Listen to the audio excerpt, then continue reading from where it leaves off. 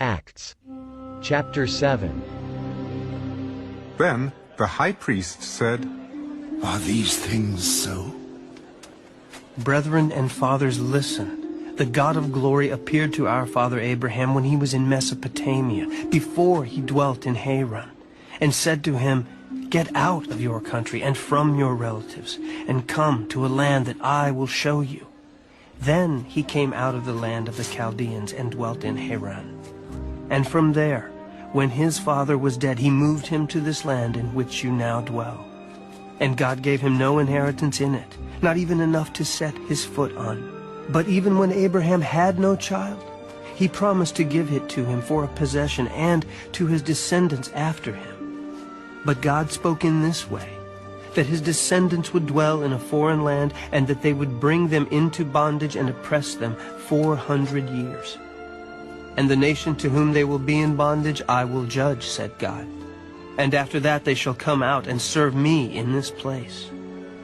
Then he gave him the covenant of circumcision, and so Abraham begot Isaac and circumcised him on the 8th day. And Isaac begot Jacob, and Jacob begot the 12 patriarchs, and the patriarchs, becoming envious, sold Joseph into Egypt. But God was with him, and delivered him out of all his troubles, and gave him favor and wisdom in the presence of Pharaoh, king of Egypt. And he made him governor over Egypt and all his house. Now a famine and great trouble came over all the land of Egypt and Canaan, and our fathers found no sustenance. But when Jacob heard that there was grain in Egypt, he sent out our fathers first. And the second time Joseph was made known to his brothers, and Joseph's family became known to the Pharaoh. Then Joseph sent and called his father Jacob and all his relatives to him, 75 people. So Jacob went down to Egypt, and he died, he and our fathers. And they were carried back to Shechem and laid in the tomb that Abraham bought for a sum of money from the sons of Hamor, the father of Shechem. But when the time of the promise drew near, which God had sworn to Abraham, the people grew and multiplied in Egypt, till another king arose, who did not know Joseph. This man dealt treacherously with our people, and oppressed our forefathers, making them expose their babies so that they might not live. At this time Moses was born, and was well-pleasing to God, and he was brought up in his father's house for 3 months.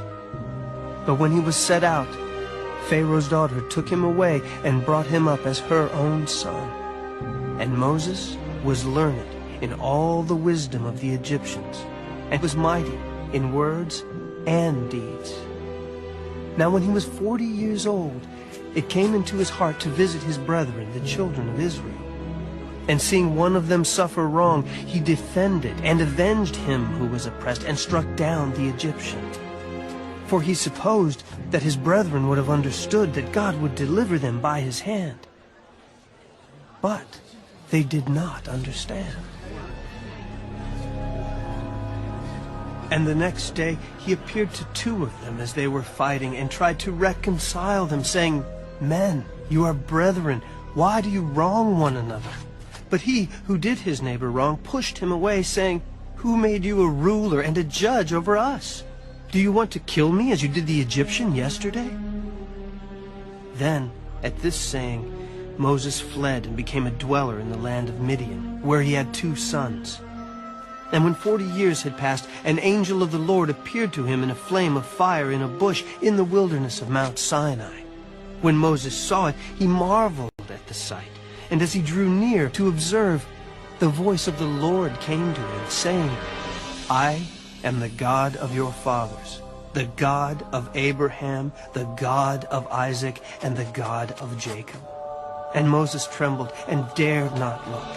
Then the Lord said to him, "Take your sandals off your feet, for the place where you stand is holy ground. I have surely seen the oppression of my people who are in Egypt. I have heard their groaning